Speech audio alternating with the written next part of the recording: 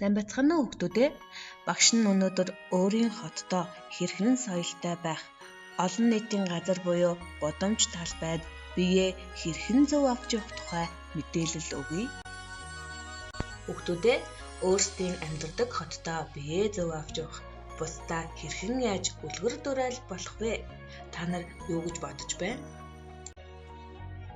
Тэгвэл бүгдээрээ гудамж талбай замын хөдөлгөөнд оролцохдоо дүрмээ баримтлан бусаддаа саад болохгүй байж болно шүү дээ. Одоо багш нь олон нийтийн газар замын хөдөлгөөнд оролцохдоо хэрхэн биеэ зөв авч соёлтой байх талаар зааж өгье. Явган хүний замаар явахдаа баруун гарын дүрмээ баримтлан яваарай. Хэрвээ дүрмээ баримтлахгүй бол өөдөөс ирж яваа хүнтэй мөргөлдөх аюултай. Хүүхдүүд тоглоомын талбайд бөмбөгөөр тоглож болно. Харин машин зам дээр тоглож болохгүй шүү. Замын хөдөлгөөнд 14-өөс дээш насны хүүхэд ундаг дугуйтай оролцож болно. 14-өөс доош насны хүүхдүүд замын хөдөлгөөнд ундаг дугуйтай оролцож болохгүй. Зам хөндлөн гарахдаа заавал том хүний гараас өтөрж гарна. Хэрв томчуудын гараас хөдлөхгүй ганцаараа гүйж гарвал гэмтэх аюултай шүү хүүхдүүдээ. Замын хөдөлгөөнд явганаар оролцохдоо машин замаар биш, явган хүний замаар яваарай. Зам хөндлөн гарахдаа заавал ногоон гэрлээр явган хүний гарцаар 2 жиш сайн харж анхаарал болгоомжтой гараарай.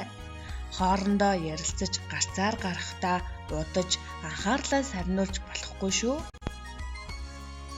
Зам хөндлөн гарахдаа 2 тийшээ маш сайн хараад машин зогссон байгаа тохиолдолд зам хөндлөн гараарай.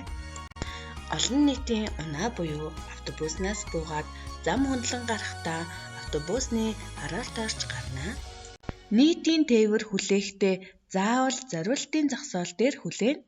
Машин зам дээр хүлээж болохгүй шүү. Олон нийтийн унаанд суухдаа автобус бүрэн зогссны дараа буух болон суух хэрэгтэй. Автобусаар зорчихдоо зориултын суудлын дээр тайван суух, цонхоор толгоогоо гаргах болон гараа гаргах аюултай гэдгийг маш сайн санах хэрэгтэй шүү хүүхдүүдээ. Зам хөндлөн гарахдаа заавал явган хүний гарцаар алхаж гарах ёстой шүү. Зам хөндлөн гарахдаа явган хүний гарц байхгүй бол нөхөн гарцаар гарах ёстой шүү. Зам хөндлөн гарахдаа хаагуур гарах ёстой билээ? Энэ хүүгийн аль нь зөв болохыг ээж аавтайгаа ярилцаарай. Хүүхдүүдээ олон нийтийн газар буюу гудамж талбайд явахдаа биеэ зөв авч явах дүрмээ сайн биелүүлээрэй.